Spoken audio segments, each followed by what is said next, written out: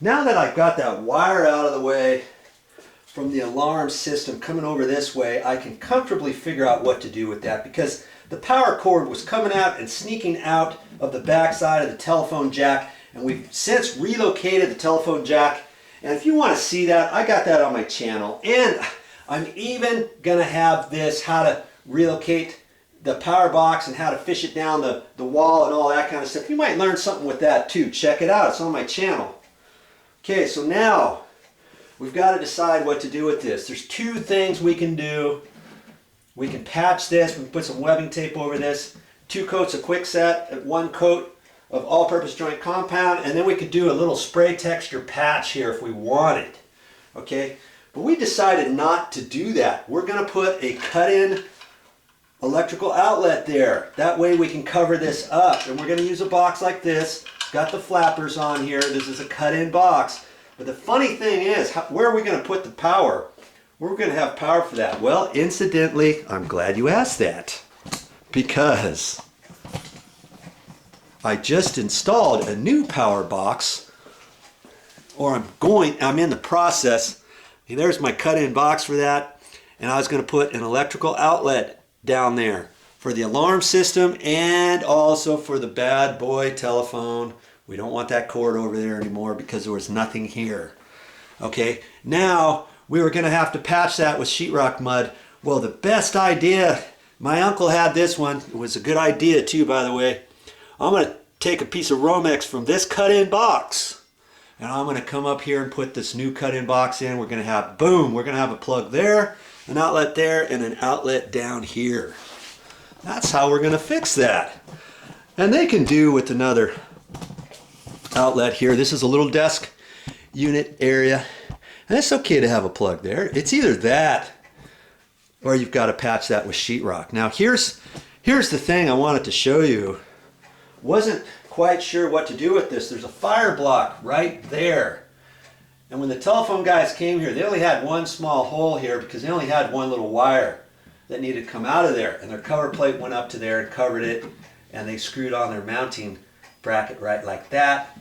And they mounted that and screwed it right into the wood. There's a fire block 1.5 inches tall from here up. Okay? Now how on earth am I supposed to fit this box in here? Would you please tell me that? Well, I'm going to do it. Stick around, you'll find out how. Are you scratching your head yet trying to figure out, hey Joe, what are you going to do? You're going to cut this plastic box? I mean, there's a thought. We could cut the back side out, you know, at an angle and cut that out, because that's just going to be up against the wood, even though you got a hot wire coming in here. That's really not per code. You're really not supposed to do that. Your electrical is supposed to be encased in some type of container. In this case, it's a plastic cut-in box. Okay, there's one idea. What other idea could we do? And this is what I'm going to do, by the way. Kaboom. This is a paddle bit. Okay, I've just decided on 3/4 inch. I could have got a bigger one, but my drill that I'm using is only a 12 volt, or I've got an electric drill with an extension cord on it, you know, one of those types before the battery operated drills came into effect. Okay, so I'm gonna take this paddle bit and I'm gonna bore right into the face of the fire block, deep enough for however deep this box is. Okay, and I'm going to mark this exactly where I need it, and I want to split it half and half, because when I get done, the idea is, we're going to see how close I can come. The idea is, when I put this cover plate on, I want to try to cover that whole thing, but as you can see, this cover plate is only so big, isn't it? It's not going to cover everything, is it? Well, almost. You know what? They have medium-sized cover plates and they have bigger cover plates. So I guess, you know, ultimately I'll end up going back to the store. Yeah. No. Not today though. Let them touch it up. No, I'm not going to touch it up. They have wider cover plates, and that will be wide enough to cover that. Man, I should have measured that before I went to the store. I can get an oversized one, and that's going to cover that line, this line, this line. And I've got to remember, I don't want to get this box too low to here, because if so, my cover plate, my oversized cover plate might hit the top of the box. Worst case scenario, if that happens, I could cut the bottom side of this with a hacksaw, but I don't like doing that. You know, that takes a lot of time. So what I'm going to do is I've got to make sure to hold this up. When I mark this box, I'm going to have to hold it up a little bit, just a little, you know, and get it up a little bit higher than I would have initially. And then that will allow for the oversized plate to fit in there without hitting the top of that alarm. Okay, that's what I'm gonna do. And you know what? You can do it too. You know, if something like that happens to you, and you put that in, you think, oh, that's fine, I'll just put some caulking in there, just caulk the bajunior out of it and get it all done. Well, then you see the caulking line, and then if you ever want to pull this off, if you don't score it, it could rip your paper off or whatever. Just figure on doing it right and get the oversized cover plate. And that works good for, you know, areas that you need it.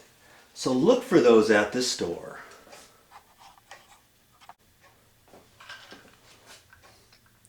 So here's my cut-in box. You put it in, that screws down, and then when you tighten that screw, ka-doink, that goes up and it draws it in. As you tighten this screw, it draws it in on this little slide goodie here, okay? Well, that's all fine and dandy on the bottom.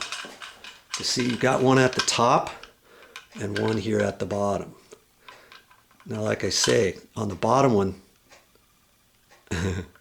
right here, that's going to work fine. But the top one, I'm just going to undo that screw, okay? And I'm going to pull this little paddle off.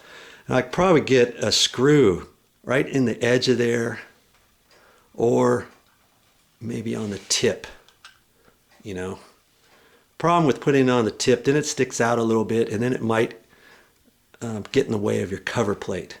I think I can fish one right in there if I use a sheetrock screw, and it might just barely miss this mounting screw for the actual electrical outlet. And that's how we're going to install the top of this box. I mean, worst case scenario, if you wanted to, you could drill a hole up in here, and you can put a sheetrock screw up that way and hit the stud, you know, the fire block. You can mount it that way at the top too, okay? There's your choices. I guess there's no turning back. I gotta put it in now.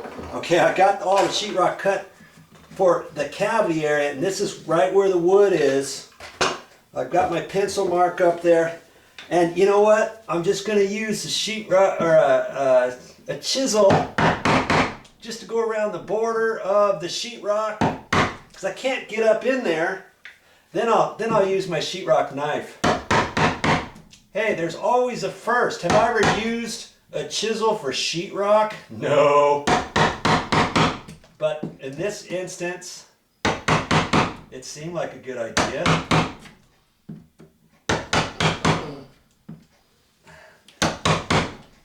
I'm not going to do it too far because it's going to all come out. You know, it could pop up above. You want it to come up. But because I've got my, see, I'm kind of in a confined area. Now I can kind of get in there and cut it. And score it.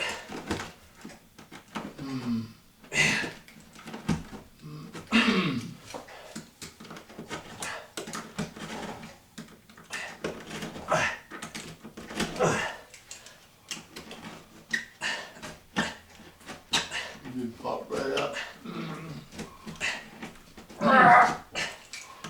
Get your fingers out of the way. Yeah. Okay.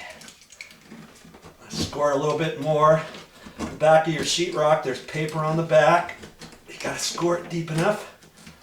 Pull it out. Look at that. That sheetrock's 50 years old. Oh, it's still Okay. right there.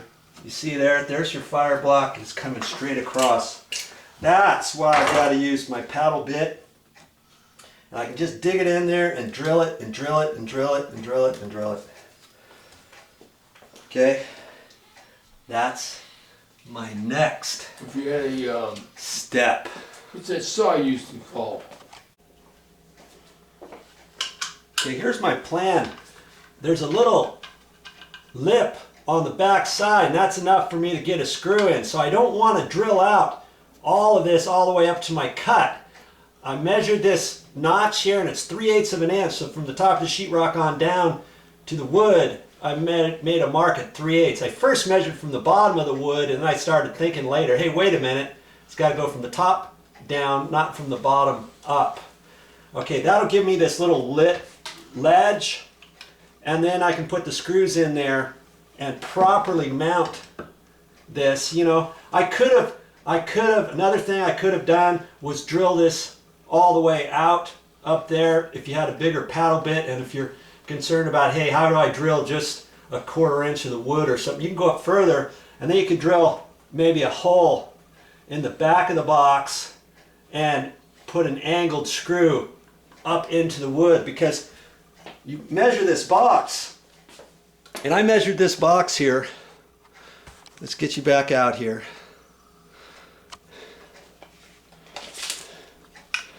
I measured the box at a depth of 2 7/8. Then I got to allow for the 5/8 sheetrock. Okay, so 2 3/8 of an inch. I just have to drill into the wood. Okay, then I could put a screw into the back of it. And so I took on my drill, I measured from here down 2 3/8, I think it was. You know, and then I put a piece of masking tape, because I don't want to drill any further than that. You don't want to get all gung-ho and start drilling a piece of wood and thinking, oh, I'll fill the end of it, and then you drill right through your stucco on the outside of your T111 siding or something like that, and you've got a peekaboo, hey, there's light coming into this hole, how come? Oops. Okay, so that's why I've done that, and I think I'm good to go to start drilling.